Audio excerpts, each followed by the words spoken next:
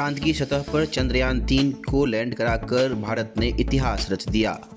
चंद्रयान-3 का विक्रम लैंडर तय समय पर 6:04 पर चांद उस हिस्से पर उतरा जहां आज तक कोई भी नहीं पहुंचा था। इस ऐतिहासिक पल का सीधा प्रसारण होने से पूरा देश चंद्रयान-3 के चंद्रमा पर कदम रखने की ऐतिहासिक घटना का गवाह बना। प्रधानमंत्री नरेंद्र मोदी भी ब्रिक्स सम्मेलन में हिस्सा लेने गए साउथ अफ्रीका से इस ऐतिहासिक पल के साक्षी बने। अमेरिका, रूस और चीन भारत से पहले चांद पर सॉफ्ट लैंडिंग कर चुके हैं, इसलिए भारतीय अंतरिक्ष अनुसंधान मून मिशन पर नासा सहित पूरे दुनिया की निगाहें टिकी थीं।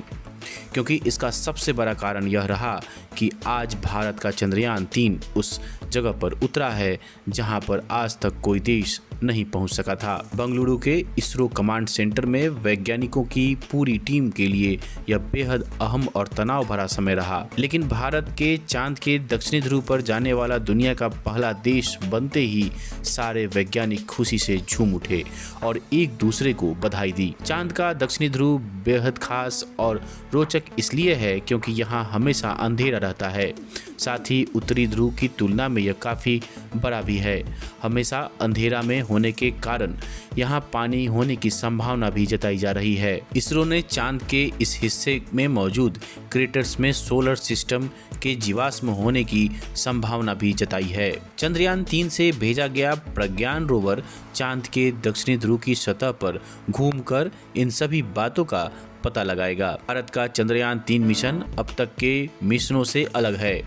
इस मिशन से व्यापक भौगोलिक, मौसम संबंधित अध्ययन और चंद्रयान-1 द्वारा खोजे गए खनिजों का विश्लेषण करके चंद्रमा के अस्तित्व में आने और उसके क्रमिक विकास की और ज्यादा जानकारी मिल पाएगी। चंद्रयान-3 का प्रज्ञान रोवर 6 पहियों वाला एक रोबोट वाहन है, जो संस्कृत में ज्ञान शब्द से लिया गया है।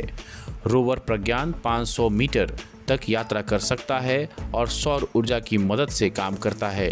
यह सिर्फ लैंडर के साथ संवाद कर सकता है। चांद की सतह पर लैंडिंग के करीब 2 घंटे बाद पहियों वाला प्रज्ञान रोवर चांद की सतह पर उतरा। इसी के जरिए चंद्रमा के दक्षिणी ध्रुव क्षेत्र में अब तक के अछूते भाग के बारे में जानकारी मिलेगी। इसका वजन 27 किलोग्राम है और विद्युत उत्पादन क्षमता 50 वाट है।